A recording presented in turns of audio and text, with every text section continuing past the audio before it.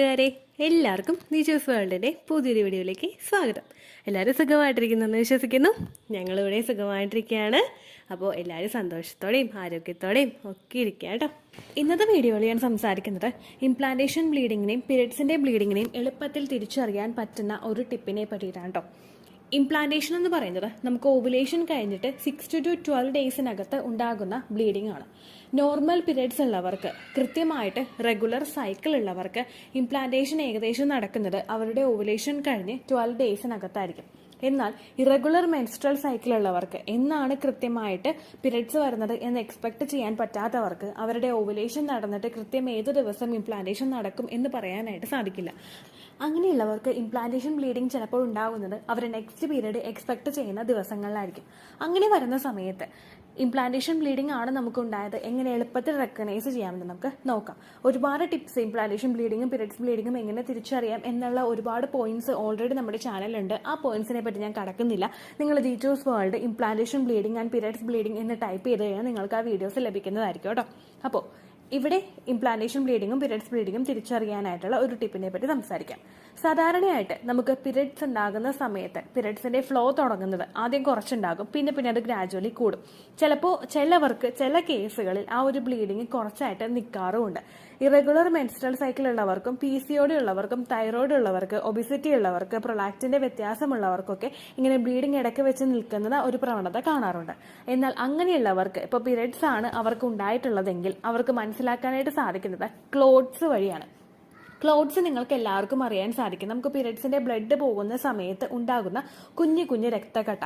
ഈ കുഞ്ഞു രക്തക്കട്ടകൾ പീരിയഡ്സിന്റെ 1ാമത്തെ 2ാമത്തെ ദിവസങ്ങളിലൊക്കെ നമുക്ക് ഒരുപാട് ഉണ്ടാകും. നമ്മളിപ്പോൾ ആ പാഡ് മാറ്റുന്ന സമയങ്ങളിലാണെങ്കിലും നമുക്ക്, അല്ലെങ്കിൽ നമ്മളിപ്പോൾ യൂറിനേറ്റ് ചെയ്യുമ്പോഴായിരിക്കും ആ ക്ലോസറ്റിലാണെങ്കിലും ഇങ്ങനെ ക്ലോട്ട്സ് വീണ് കിടക്കുന്നത് നിങ്ങൾക്ക് കാണാനായിട്ട് സാധിക്കും. ഇങ്ങനെയുള്ള ക്ലോട്ട്സ് നമുക്ക് കൂടുതലായിട്ടും ഉണ്ടാകുന്നത് എപ്പോഴും പീരിയഡ്സ് വരുന്ന സമയങ്ങളിലാണ്. പീരിയഡ്സ് എന്ന് പറയുന്ന ഒരു പ്രോസസ്സ് നമുക്ക് ഉണ്ടാകുന്നത് നമ്മുടെ ആ ഒരു എൻഡോമെട്രിയൽ ലൈനിങ് ഒക്കെ നമ്മുടെ പ്രഗ്നൻസി ആക്സെപ്റ്റ് ചെയ്യാൻ വേണ്ടിയിട്ട്, നമ്മുടെ ഫെർട്ടിലൈസ്ഡ് എഗ്ഗിനെ റിസീവ് ചെയ്യാൻ വേണ്ടിയിട്ട് അവിടെ നിൽക്കുമ്പോഴേക്കും അവിടെ ഫെർട്ടിലൈസേഷൻ നടന്നില്ല, ഫെർട്ടിലൈസ്ഡ് ആയിട്ടുള്ള എഗ്ഗ് അങ്ങോട്ടേക്ക് വന്നില്ല, എംബ്രിയോ അവിടെ ഫോം ആയിട്ടില്ല എങ്കിൽ അങ്ങനെ വരുമ്പോഴേക്കും നമ്മുടെ ആ ഒരു പ്രൊജസ്ട്രോൺ ഹോർമോൺ അവിടെ കുറയും. നമ്മുടെ എൻഡോമെട്രിയൽ ലൈനിങ് ഷെഡ് ആവാൻ ശരീരത്തിന് സിഗ്നൽ കിട്ടും. അങ്ങനെ വരുമ്പോഴേക്കും എൻഡോമെട്രിയൽ ലൈനിങ് മൊത്തത്തിൽ അങ്ങോട്ട് ഷെഡ് ആകും. എൻഡോമെട്രിയൽ ലൈനിങ് എന്ന് പറയുന്നത് എവറി പീരിയഡ് സൈക്കിളിന്റെ ലെങ്ത്തിൽ നമുക്ക് പ്രിപ്പയർ ആയിക്കൊണ്ടിരിക്കുന്ന ഒന്നാണ്. അപ്പോൾ ഇതിങ്ങനെ നമുക്ക് ഷെഡ് ആവുന്നതിനോടൊപ്പം അതിന്റെ ടിഷ്യൂസും ബ്ലഡും ഒക്കെ കൂടി ആയിട്ടാണ് ഇങ്ങനെ പുറത്തേക്ക് വരുന്നത്.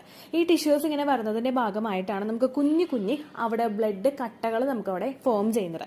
ഇത് ഏറ്റവും കൂടുതൽ നമുക്ക് ഉണ്ടാകുന്നത് പീരിയഡ്സ് ഉണ്ടാകുന്ന സമയങ്ങളിലാണ്. ഇംപ്ലാന്റേഷൻ നടക്കുന്ന സമയങ്ങളിൽ നമുക്ക് ഒരിക്കലും അത്തരത്തിലുള്ള ക്ലോട്ട്സ് കാണാനായിട്ട് സാധിക്കില്ല.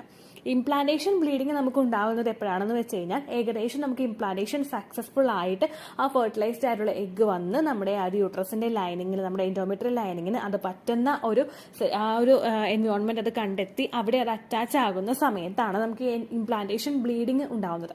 ഈ ഇംപ്ലാന്റേഷൻ ബ്ലീഡിങ് ഉണ്ടാകുന്നത് അത് ചെറിയൊരു ഭാഗം അവിടെ മാറ്റിയിട്ട് അതിന് പറ്റുന്ന ഒരു എൻവയോൺമെന്റിലോട്ട് അവിടെ അറ്റാച്ച് ആകുമ്പോഴാണ്. അപ്പോൾ അത്രയും ഭാഗത്തെ ടിഷ്യൂസ് ആയിരിക്കും അവിടെ നിന്ന് റിമൂവ് ആയി പോകുന്നത്. അതൊരിക്കലും നമുക്ക് ക്ലോട്ട്സോട് കൂടിയിട്ടുണ്ടാകുന്ന ഒരു ബ്ലീഡിങ് ആയിരിക്കില്ല. ചിലപ്പോൾ ലൈറ്റ് പിങ്ക് ആയിട്ടുള്ള ഒരു കളറിലുള്ള ബ്ലീഡിംഗ് ആയിരിക്കും നമുക്ക് ഉണ്ടാകുന്നത്. തെളിഞ്ഞ റെഡ് ആയിട്ടുള്ള കളറിലുള്ള ബ്ലീഡിംഗും ആയിരിക്കും നമുക്ക് ഉണ്ടാകുന്നത്. അതുപോലെ തന്നെ ചിലർക്ക് ബ്രൗണിഷ് ആയിട്ടുള്ള സ്പോട്ടിംഗ് ഉണ്ടാകും. അതായത് ലെഫ്റ്റ് ഓവർ ആയിട്ടുള്ള ബ്ലഡിനോടൊപ്പം ഈ ഇംപ്ലാന്റേഷന്റെ ഈ ഒരു ബ്ലഡും കൂടി ഇങ്ങനെ പുറത്തേക്ക് വരികയാണ് ചെയ്യാറ്. അപ്പോൾ നമുക്ക് എളുപ്പത്തിൽ റെക്കഗ്നൈസ് ചെയ്യാനായിട്ട് സാധിക്കുന്നത് ഈ ക്ലോട്ട്സ് വെച്ചിട്ടാണ്. ക്ലോട്ട്സ് ആണ് നിങ്ങൾക്ക് ഉണ്ടാകുന്നതെങ്കിൽ ഏകദേശം നിങ്ങൾ ഇംപ്ലാന്റേഷൻ എക്സ്പെക്ട് ചെയ്യുന്നുണ്ടായിരുന്നു, അല്ലെങ്കിൽ പ്രഗ്നൻസിയുടെ ലക്ഷണങ്ങൾ നിങ്ങൾക്ക് ഉണ്ടായിരുന്നു. പക്ഷേ ഉണ്ടാകുന്ന ബ്ലീഡിങ്ങിന് പിന്നീട് അങ്ങോട്ടേക്കുള്ള ദിവസങ്ങളിൽ, ആദ്യത്തെ ദിവസം നമുക്ക് ബ്ലീഡിങ് കുറവാണെങ്കിൽ നിങ്ങൾ അടുത്ത ദിവസം കൂടി നോക്കുക. ഇംപ്ലാന്റേഷൻ ആണോ എന്ന് കൺഫേം ചെയ്യാനായിട്ട് അടുത്ത ദിവസം കൂടി നോക്കിയതിന് ശേഷം നിങ്ങളുടെ ആ ഒരു ബ്ലീഡിങ്ങിൽ ക്ലോട്ട്സ് കാണുന്നുണ്ടെങ്കിൽ, കുഞ്ഞു രക്തക്കട്ടകൾ കാണുന്നുണ്ടെങ്കിൽ അതിനർത്ഥം നിങ്ങളുടെ ഇംപ്ലാന്റേഷൻ ബ്ലീഡിങ് അല്ലാതെ പീരിയഡ്സ് ബ്ലീഡിങ് ആണ് എന്ന് തന്നെയാണ്. ഏകദേശം നമുക്ക് പീരിയഡ്സിന്റെ സമയത്ത് ക്ലോട്ട്സ് ഉണ്ടാകുമ്പോഴേക്കും പലർക്കും ഉണ്ടാകുന്ന ഒരു കൺഫ്യൂഷനാണ്, ഒരു 2nd ഡേയോ അല്ലെങ്കിൽ ഒരു 3rd ഡേയോ ഭയങ്കര ഒരു വലിയൊരു ക്ലോട്ട്സ് പോയി കഴിഞ്ഞാൽ ഇനി ഇത് മിസ്കാരേജ് സംഭവിച്ച് പോകുന്ന ക്ലോട്ട്സ് ആണോ, എനിക്ക് കെമിക്കൽ പ്രഗ്നൻസി മൂലം ഉണ്ടായ ക്ലോട്ട്സ് ആണോ പോയത് എന്ന് പലരും തന്നെ തിങ്ക് ചെയ്യാറുണ്ട്. ഏറ്റവും കൂടുതൽ നമുക്ക് ഈ ക്ലോട്ട്സ് ഉണ്ടാകുന്നത് നമ്മുടെ ആ ഒരു മെൻസ്ട്രേഷനിലെ ഹെവി ബ്ലീഡിങ് എപ്പോഴാണ് ഉണ്ടാകുന്നത് ആ ദിവസമായിരിക്കും. 2nd ഡേയോ അല്ലെങ്കിൽ 3rd ഡേയോ ആയിരിക്കും നമുക്ക് പീരിയഡ്സിലെ ഹെവി ബ്ലീഡിങ് ഉണ്ടാകുന്നത്. പിന്നീട് അങ്ങോട്ടേക്ക് കൂടുതലായിട്ടും ബ്ലഡ് പോകുന്നതിനെ ഒന്ന് പ്രിവെന്റ് ചെയ്യാൻ വേണ്ടിയിട്ടാണ് നമ്മളുടെ ശരീരം ക്ലോട്ട്സ് ഫോം ചെയ്യുന്നത്. ഈ ക്ലോട്ട്സ് ഉണ്ടായി കഴിഞ്ഞാൽ നമുക്ക് ആ ഒരു കുറച്ചൊരു ഒരു മാംസ കഷ്ണം പോലെ നമുക്കത് ഫീൽ ചെയ്യും. ഏകദേശം നമ്മുടെ ഒരു ഫിംഗറിൽ ആ ഒരു ഫിംഗർ നമ്മൾ മടക്കുമ്പോഴേക്കും ഇങ്ങനെ 3 വരകൾ ഉണ്ടാവുമല്ലോ. ഈ വരയുടെ അത്ര വലിപ്പമുള്ള അല്ലെങ്കിൽ 2 വരകളുടെ അത്ര നീട്ടത്തിൽ വലിപ്പമുള്ള ക്ലോട്ട്സ് ആയിരിക്കും നിങ്ങൾക്ക് ഉണ്ടാവുന്നത്. ഈ ക്ലോട്ട്സ് ഫോം ആയിട്ട് അത് നമുക്ക് പോകുന്നത് ഇങ്ങനെ ജസ്റ്റ് ഇങ്ങനെ എന്തോ നമ്മുടെ വൈദ്യുതിയിൽ നിന്ന് ഇങ്ങനെ പുഷായി പോകുന്നത് പോലെ അകത്തേക്ക് ഇങ്ങനെ പുറത്തേക്ക് ഇങ്ങനെ പുള്ളി ചെയ്ത് പോകുന്നത് പോലെ ആയിരിക്കും നമുക്ക് അങ്ങോട്ട് ഫീൽ ചെയ്യുന്നത്. പുൾ ഔട്ടായിട്ട് അതിങ്ങനെ ഇങ്ങനെ പോകുമ്പോഴേക്കും നമുക്ക് ആ ഒരു സെൻസേഷൻ ശരിക്കും അങ്ങോട്ട് ഫീൽ ചെയ്യാനായിട്ട് സാധിക്കും. ഏറ്റവും കൂടുതൽ നമുക്ക് ഉണ്ടാകുന്നത് ആ ക്ലോട്ട്സ് ഉണ്ടാകുന്നത് നമ്മുടെ ആ ഒരു ബ്ലീഡിങ് എക്സസ് പോകുന്നതിനെ ഒന്ന് പ്രിവെന്റ് ചെയ്യാൻ വേണ്ടിയിട്ടാണ്. ആ ക്ലോട്ട്സ് ഉണ്ടായി കഴിഞ്ഞ് നിങ്ങളൊന്ന് ശ്രദ്ധിച്ചു കഴിഞ്ഞാൽ മനസ്സിലാകും, ഒരു ദിവസം ഫുൾ എടുക്കില്ല, അതിനുശേഷം നമുക്ക് അവിടെ ബ്ലീഡിങ് നല്ലതുപോലെ അങ്ങോട്ട് കുറയും. ഏകദേശം ഒരു അര ദിവസമൊക്കെ ആകുമ്പോൾ തന്നെ നമുക്ക് ആ ബ്ലീഡിങ് അവിടെ കുറയും. അത് നമ്മുടെ ശരീരം തന്നെ ആ ഒരു ബ്ലീഡിങ്ങിനെ കൺട്രോൾ ചെയ്യാൻ വേണ്ടിയിട്ട് ഫോം ആക്കുന്ന ഒന്നാണ് ക്ലോട്ട്സ്. അതൊരിക്കലും നിങ്ങൾക്ക് അബോർഷനോ അല്ലെങ്കിൽ മിസ്കാരേജോ ഉണ്ടായിട്ടുള്ള ലക്ഷണമായിട്ട് നമുക്ക് കൺസിഡർ ചെയ്യാനായിട്ട് സാധിക്കില്ല. ഏറ്റവും കൂടുതൽ നമ്മൾ കൺസിഡർ ചെയ്യേണ്ടത് നിങ്ങൾക്ക് നോർമലി ഉണ്ടാകുന്ന ക്ലോട്ട്സിനേക്കാളും അപേക്ഷിച്ച് ഒരു ഫിംഗറിന്റെ വലിപ്പത്തിൽ അല്ലെങ്കിൽ അതിനേക്കാളും വലിപ്പത്തിൽ നമുക്ക് ക്ലോട്ട്സ് പോകുന്നുണ്ട്. ഈ ക്ലോട്ട്സ് പോകുന്നതിന് മുൻപ് തന്നെ നിങ്ങൾക്ക് ഭയങ്കര ഹെവി ആയിട്ടുള്ള ബ്ലീഡിങ് ഉണ്ടാകുന്നുണ്ട്. അതായത് ഹെവി ആയിട്ടുള്ള ബ്ലീഡിങ് ഉണ്ടാകാൻ കാരണം ആ ഒരു കുഞ്ഞിനെ നറിഷ് ചെയ്യാൻ വേണ്ടിയിട്ട് ഓൾറെഡി അവിടെ ഒരുപാട് ബ്ലഡും അതേപോലെയുള്ള കാര്യങ്ങളൊക്കെ അവിടെ ഉണ്ട്. അതെല്ലാം ഇങ്ങനെ പുറത്തേക്ക് പോകുന്നതിന്റെ ഭാഗമായിട്ട് നമുക്ക് ഒരുപാട് ബ്ലീഡിങ് ഉണ്ടാകും. ഒരു ദിവസം നമ്മൾ 4-5 പാഡ് വരെ ചിലപ്പോൾ ചേഞ്ച് ചെയ്യേണ്ടതായിട്ട് വരും. അങ്ങനെ ബ്ലീഡിങ് ഉണ്ടായിട്ട് നമുക്കിങ്ങനെ ക്ലോട്ട്സ് അതിനോടൊപ്പം തന്നെ ഒരുപാട് ഇങ്ങനെ പോയിക്കൊണ്ടിരിക്കുകയാണെങ്കിൽ അത് ചിലപ്പോൾ നമുക്ക് കെമിക്കൽ പ്രഗ്നൻസിയോ അല്ലെങ്കിൽ ഏർലി മിസ്കാരേജോ ഉണ്ടായതിന്റെ ലക്ഷണമാണ്.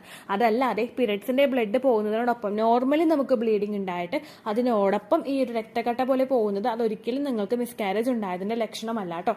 പിന്നെ ഒരുപാട് പേര് ചെയ്യുന്ന ഒരു കാര്യമാണ്, നമുക്ക് പ്രഗ്നൻസിയുടേതായിട്ടുള്ള ലക്ഷണങ്ങൾ കാണുന്നുണ്ടെങ്കിൽ, അതായത് നമുക്ക് ഇങ്ങനെ ഭയങ്കര വേഴ്സായിട്ടല്ല, നമുക്ക് ശരിക്കും റെക്കഗ്നൈസ് ചെയ്യാൻ പാകത്തിന്റെ പ്രഗ്നൻസി ലക്ഷണങ്ങൾ നിങ്ങൾക്ക് ഉണ്ടാകുന്നുണ്ടെങ്കിൽ നിങ്ങൾ 5 ദിവസം വരെ വെയിറ്റ് ചെയ്തിരിക്കേണ്ട കാര്യമില്ല പ്രഗ്നൻസി ടെസ്റ്റ് ചെയ്യാൻ വേണ്ടിയിട്ട്.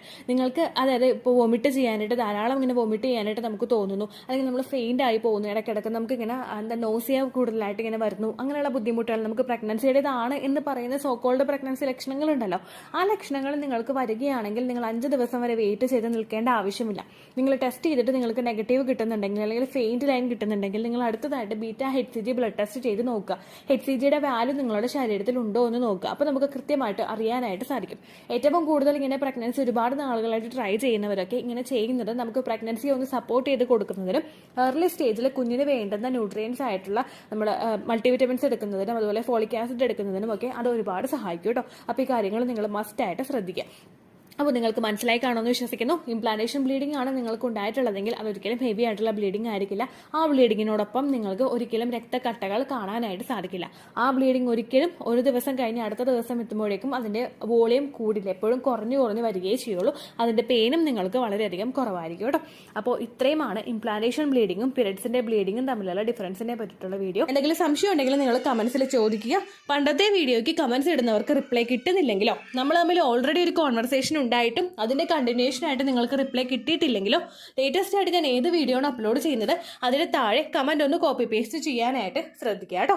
അതുപോലെ ഓവുലേഷൻ ഡേറ്റ് കാൽക്കുലേറ്റ് ചെയ്ത് തരാനായിട്ട് റിക്വസ്റ്റ് ചെയ്യുന്നവർ എത്രയാണോ നിങ്ങളുടെ കൃത്യം സൈക്കിൾ ലെങ്ത് അത് മെൻഷൻ ചെയ്യാനായിട്ട് ശ്രദ്ധിക്കുക.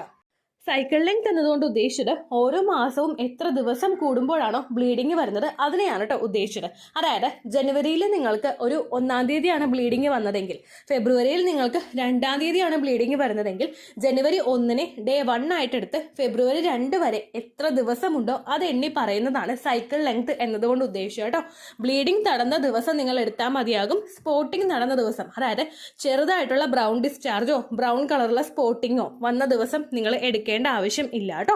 അപ്പോൾ ഇതുപോലെ തന്നെ നിങ്ങൾ ശ്രദ്ധിക്കുക. സൈക്കിൾ ലെങ്ത് ചോദിക്കുന്ന സമയത്ത് എന്നാണോ ഡേറ്റ് അത് നിങ്ങൾ മെൻഷൻ ചെയ്യാതിരിക്കുക. അതായത് ചില ആളുകൾ ജനുവരി 16, ഫെബ്രുവരി 14 അങ്ങനെ പറയും. അങ്ങനെ പറഞ്ഞുകൊണ്ട് കാര്യമില്ല കേട്ടോ.